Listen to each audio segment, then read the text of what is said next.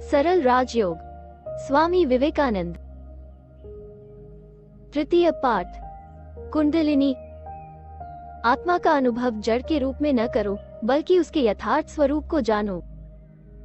हम लोग आत्मा को देह समझते हैं, किंतु हमारे लिए इसको इंद्रिय और बुद्धि से अलग करके सोचना आवश्यक है। तभी हमें इस बात का ज्ञान होगा कि हम अमृत स्वरूप हैं।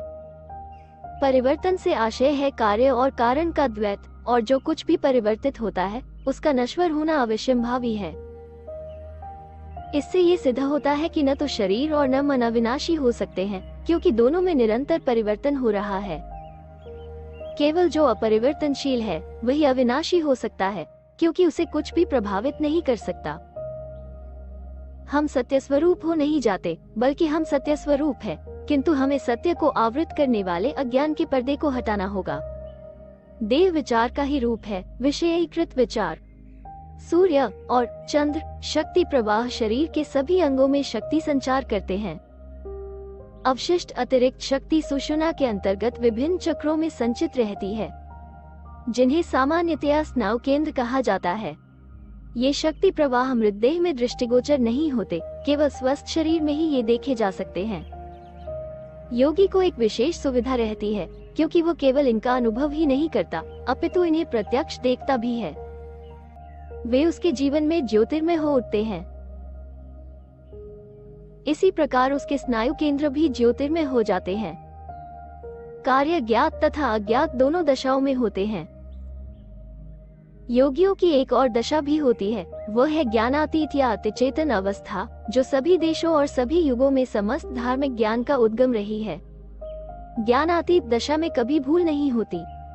सहजात प्रवृत्ति के द्वारा होने वाला कार्य पूर्ण रूपेण यंत्रवत होता है।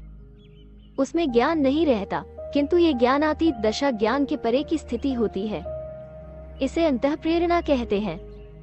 योगी कहते हैं, ये शक्ति प्रत्येक मनुष्य में अंतर्निहित है और अंततोगत्वा सभी लोग इसका अनुभव प्राप्त करेंगे। हमें सूर्य और चंद्र की गतियों को एक नई दिशा में परिचालित करना होगा, और इसके लिए सुषुम्ना का मुख खोलकर उन्हें एक नया रास्ता दिखा देना होगा।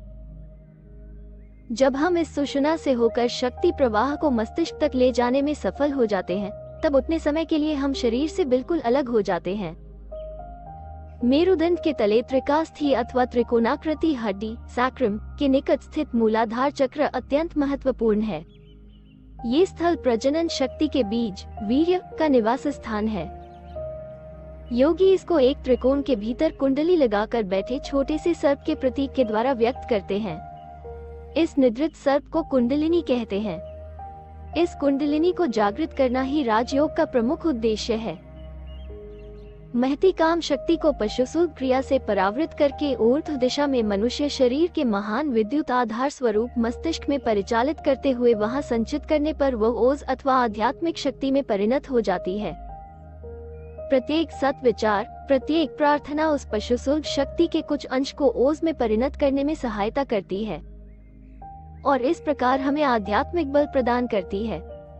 यह ओज ही मनुष्य का सच्चा मनुष्यत्व है, और केवल मनुष्य के शरीर में ही इसका संचय संभव है। जिस व्यक्ति की समस्त पशुसूल काम शक्ति ओज में परिणत हो गई है, वह देवता है। उसकी वाणी में शक्ति होती है और उसके वचन जगत को पुनरुज्जीवित करते हैं। योगी मन ही मन कल्पना करता है कि यह कुंडलिनी सुषुम्ना पथ से धीरे धीरे ऊपर उठ रही है तथा एक के बाद एक विविध स्तरों को भेदती हुई सर्वोच्च स्तर अर्थात मस्तिष्क में स्थित सहस्रार में पहुंच रही है। काम शक्ति मनुष्य की सर्वोच्च शक्ति है, और जब तक मनुष्य, स्त्री या पुरुष इस काम शक्ति को ओज में परिणत नहीं कर लेता, वास्तविक रूप में आध्यात्मिक नहीं हो सकता। कोई शक्ति उत्पन्न नहीं की जा सकती, उसे केवल योग्य दिशा में परिचालित किया जा सकता है। अतः हमें चाहिए कि हम अपने अंदर पहले से ही विद्यमान अद्भुत शक्तियों को अपने वश में करना सीखें और अपनी इच्छा शक्ति द्वारा उन्हें पशुवत स्थिति में न रखते हुए आध्यात्मिक बना दें। अतः ये स्पष्ट है कि पवित्रता या ब्रह्मचर्य ही समस्त धर्म तथा नीति की आधारशिला है। विशेषतः राजयोग में मन, वचन तथा कर्म की पूर्ण पवित्रता अनिवार्य रूप से आवश्यक है। विवाहित तथा अविवाहित सभी के लिए एक ही नियम है। देह की इन अत्यंत सामर्थ्यशाली शक्तियों को वृथा नष्ट कर देने पर आध्यात्मिक बनना संभव नहीं है। सारा इतिहास बताता है कि सभी युगों में बड़े बड़े दृष्टा महापुरुष या तो सन्यासी और तपस्वी थे अथवा विवाहित जीवन का परित्याग कर देने वाले थे। जिनका जीवन शुद्ध हो केवल वे ही भगवत साक्षात्कार कर सकते हैं। प्राणायाम प्रारंभ करने से पूर्व इस त्रिकोण मंडल को सामने लाने का प्रयत्न करो।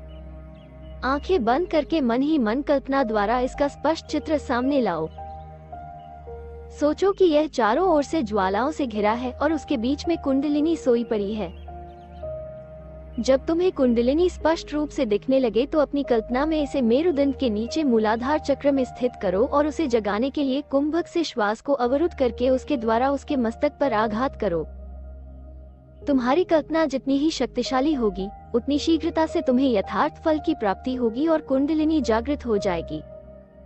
जब तक वो जागृत नहीं होती तब तक यही सोचो कि वो जागृत हो गई है तथा शक्ति प्रवाहों को अनुभव करने की चेष्टा करो और उन्हें सुषुम्ना पथ में परिचालित करने का प्रयास करो। इससे उनकी क्रिया में शीघ्रता होती है।